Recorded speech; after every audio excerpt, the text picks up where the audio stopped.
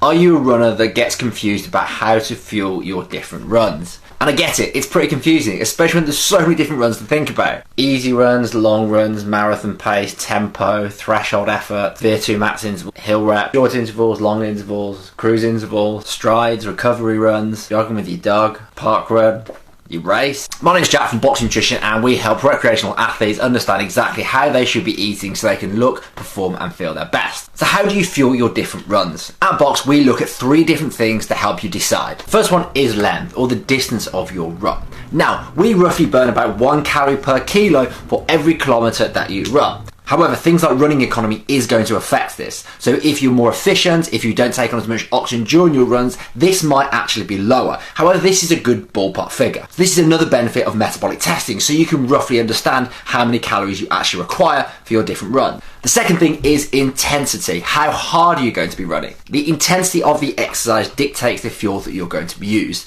As running intensity increases, you switch from using fat as a fuel to carbohydrates as a fuel. Now, with metabolic testing, we can actually see this inflection point, or where you switch from using fat to carbs, or how fat adapted you are. I hate that term. Now, this does depend on how fit you are, but also what your actual current diet is like. However, we can roughly estimate this by the top of zone 2, your aerobic threshold, if you have done some metabolic testing, or something like a 4 out of 10 on the RPE scale. You're talking jargon again, Jack. What's an RPE scale? Okay, so RPE, or rate of perceived exertion, is simply an intensity measure of how hard you're trying. So something like a 3 or 4 is pretty easy. So this would indicate you're using fat as a fuel. So as you go beyond this point, this is where you're going to start using more carbohydrates as a fuel. So your tempo runs, your threshold efforts, VO2 max intervals, and your hard stuff. For these types of sessions, you're going to need carbs. So just think high intensity sessions, tempo, threshold, VO2 max, things like that, they're going to need some sort of fueling strategy beforehand, so you have to eat something. If you're doing more your zone 2 or lower than this, so something like a recovery run,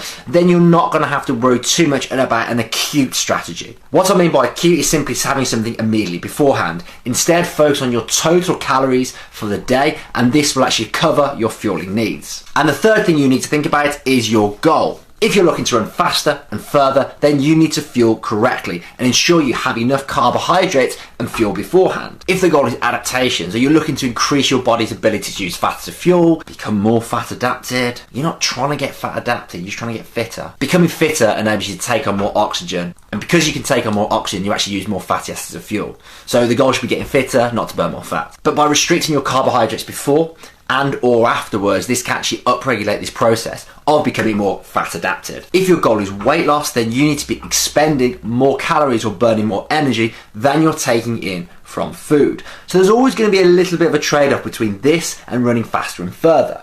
This is where you need to probably work with someone to find that balance of what works for you. So there you have it. When it comes to fueling your sessions, you need to think about 3 things: the length of the run, the intensity of run, and also the goal of the session. Once you can start considering these 3, you can actually put together a fueling strategy based on what type of run you're going to be doing on each day of the week. If that's still fairly confusing for you, it is a big topic, I understand that, then shoot me a message with any of your questions. Or if you're interested in your program, click on the button below to find out more.